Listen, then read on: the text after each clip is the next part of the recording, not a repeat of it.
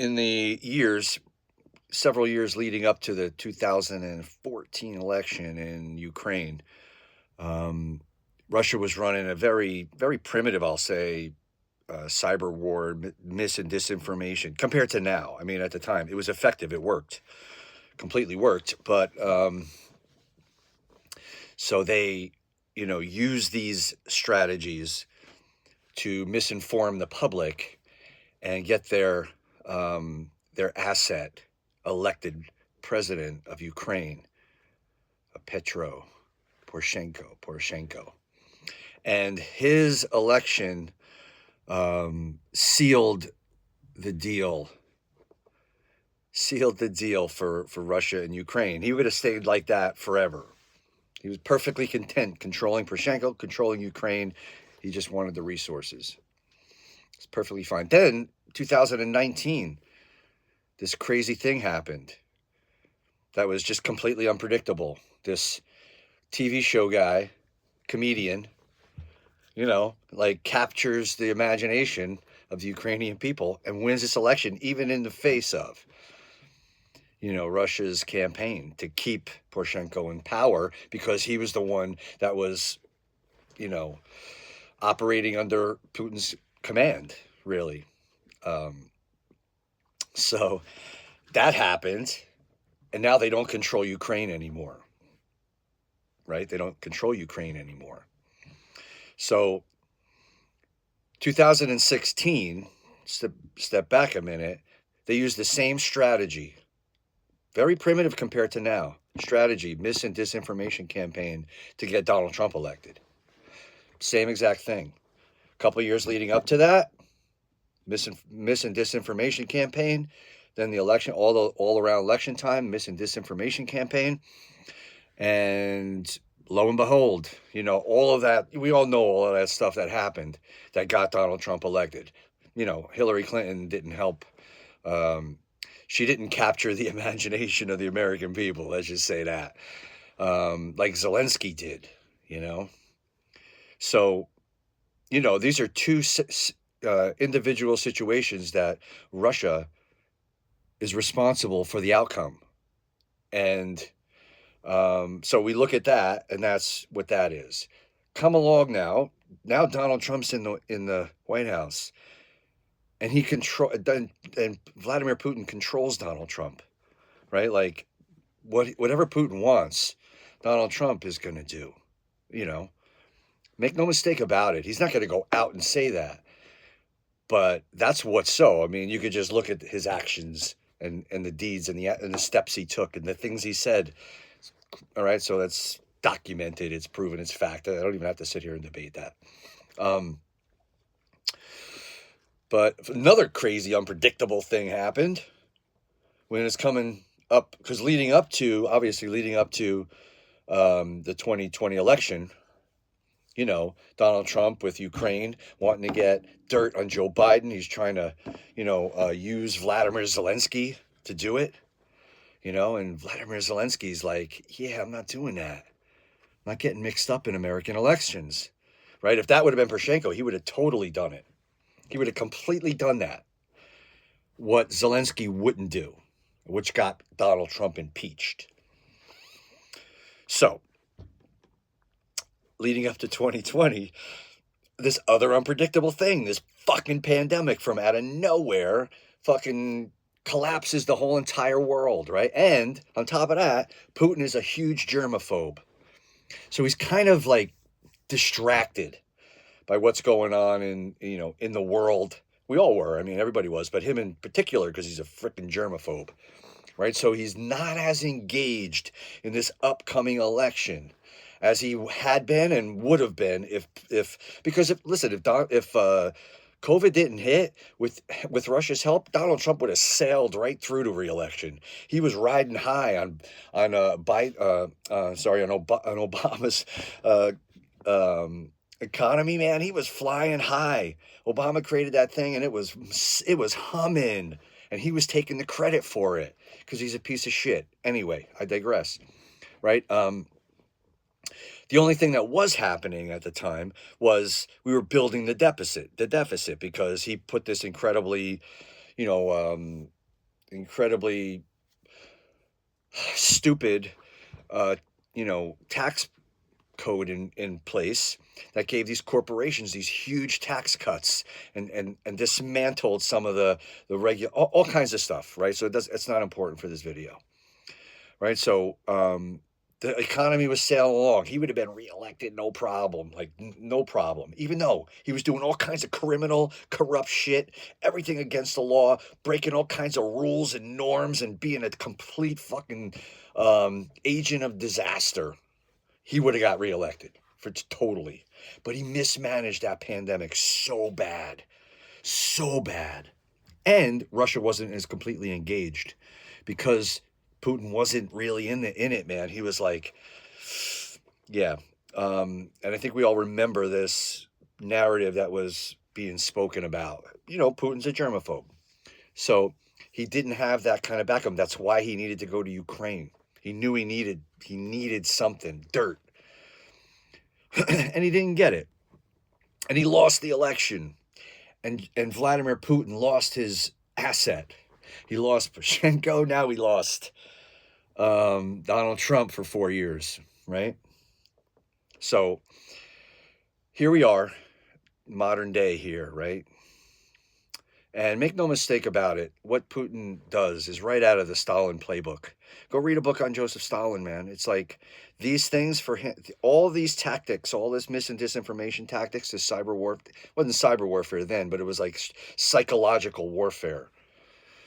He was very good at. He like wrote the book on a lot of it. And I mean, to the extent that he had different groups of people in different parts of the country just like killing each other for resources.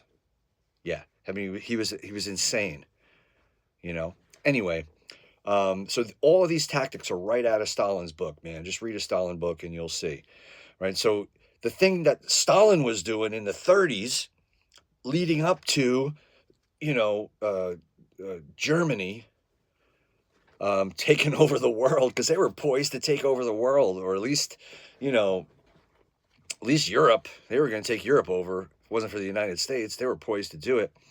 But again, like Stalin used these tactics to convince a good portion of Americans,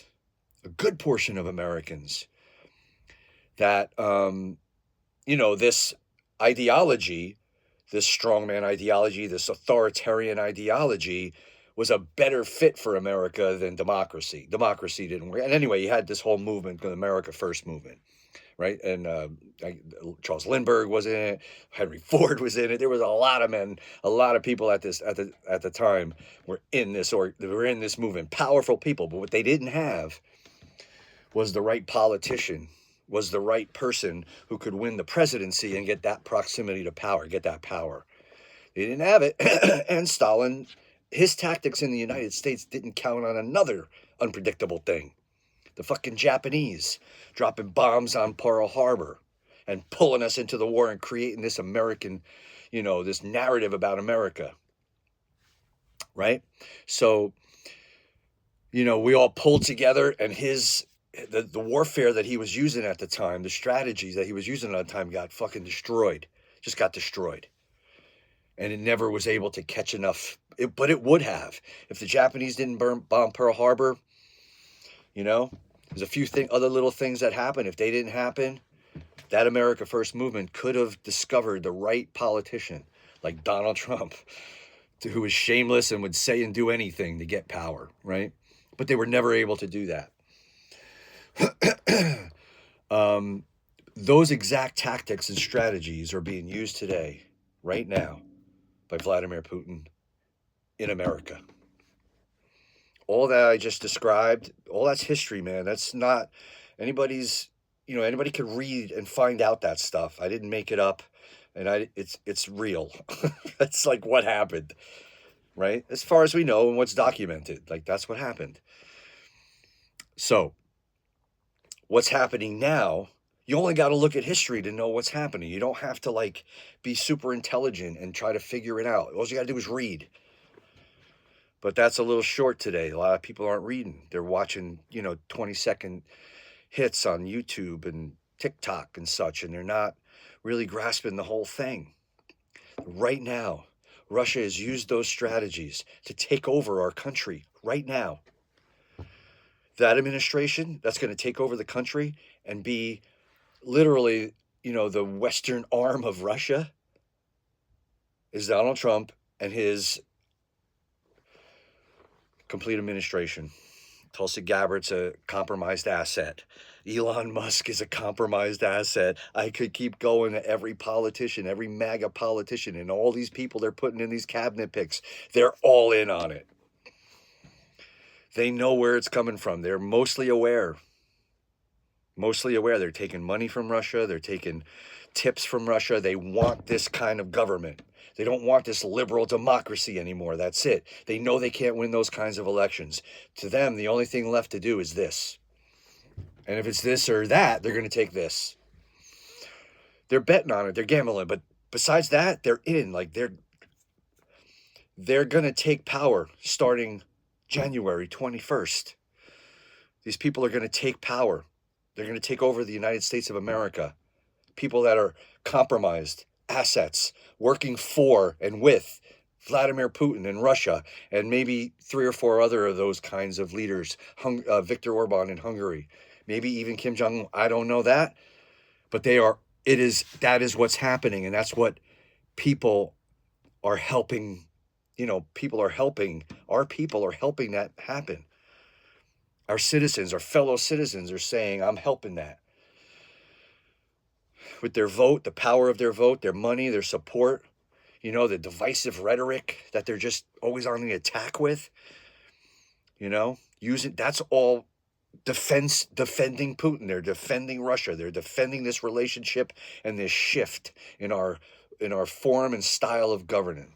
They don't govern, they rule. We've been committed to a liberal democracy, which is a way of governing. They're not interested in that anymore.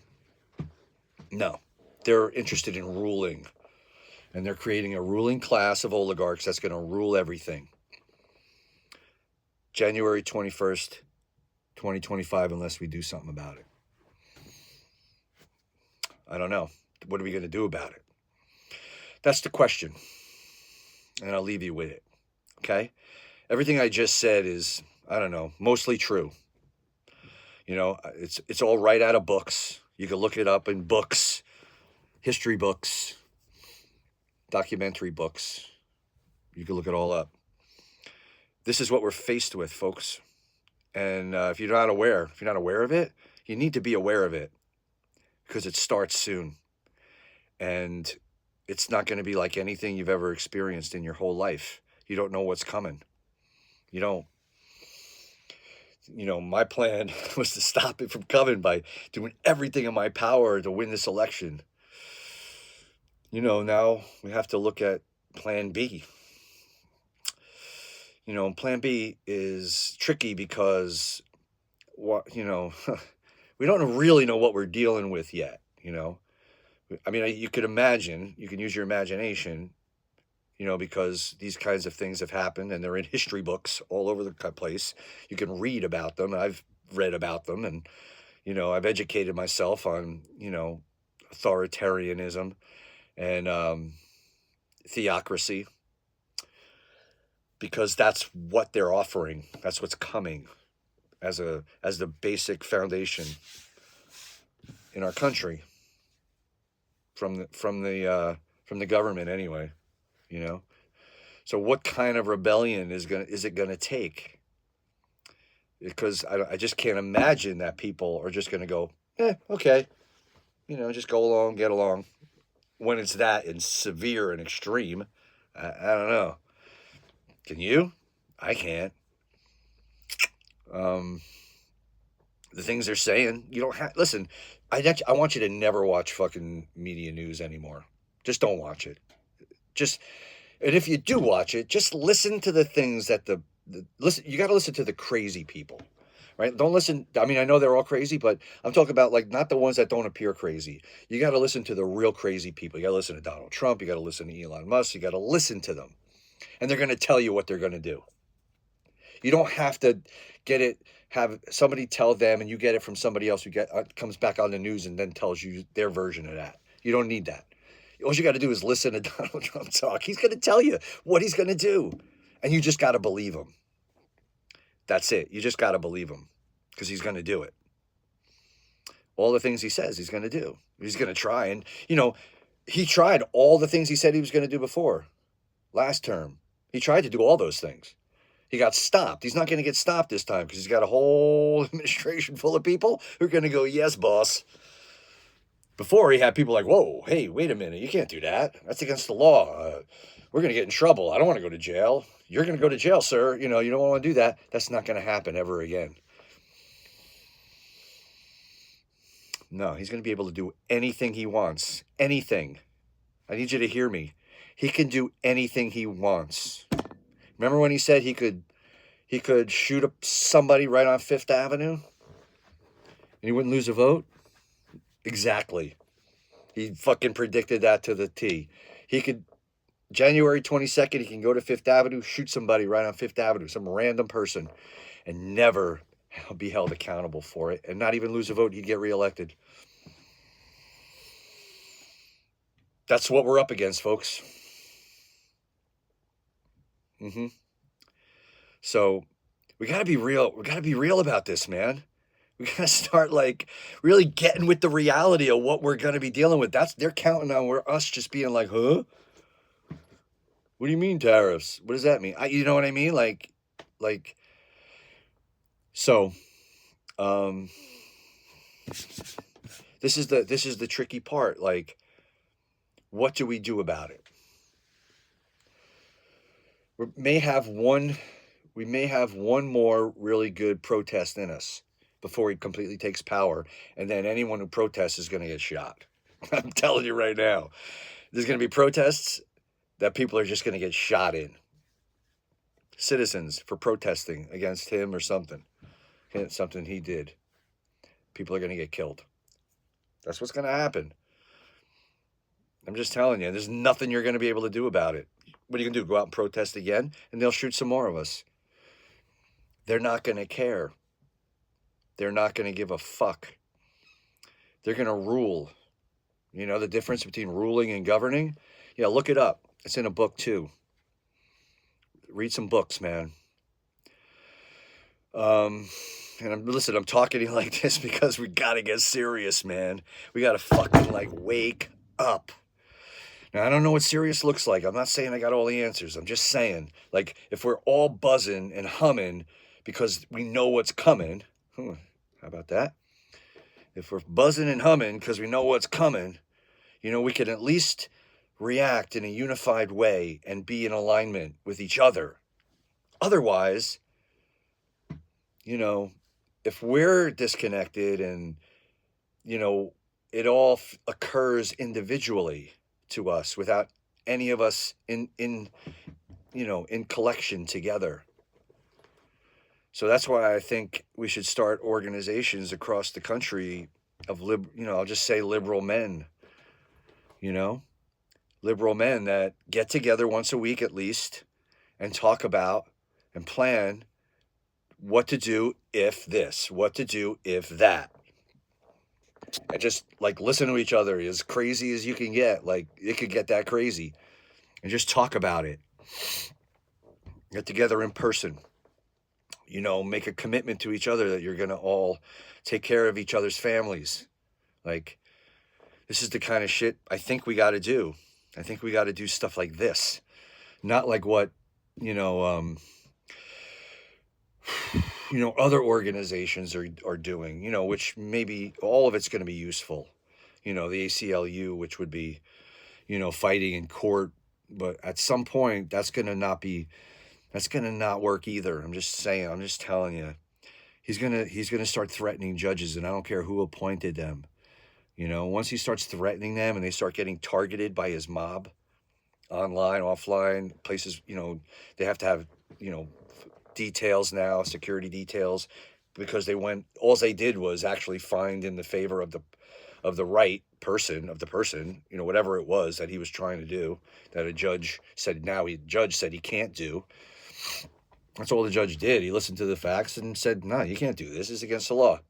So what Donald Trump will do, he'll come on to the bully pulpit like he's not Joe Biden. He'll use that fucking bully pulpit every day.